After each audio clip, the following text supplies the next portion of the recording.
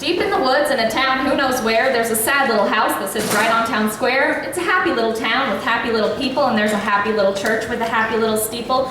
But in that sad little house right there on the street, there's a sad little man with no hair and no teeth. He's got a shiny bald head and thin little glasses. He's short with a cane and moves slow like molasses.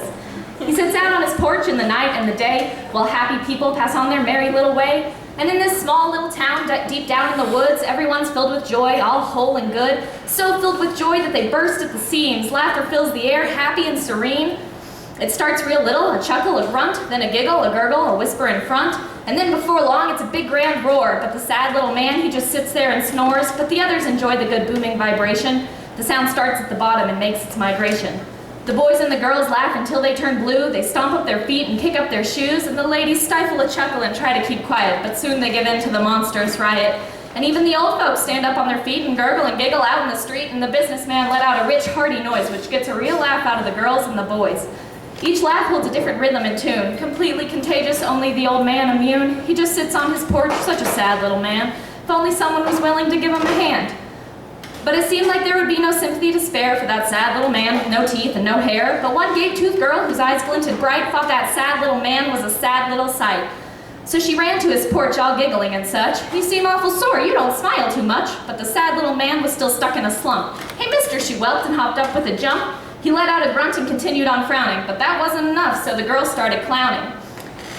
hey mister, come dance in the street. Come off of that porch and start tapping your feet."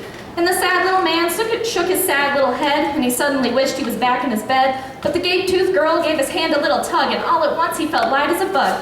He got right up and walked to the road, and then his mood switched and changed its mode.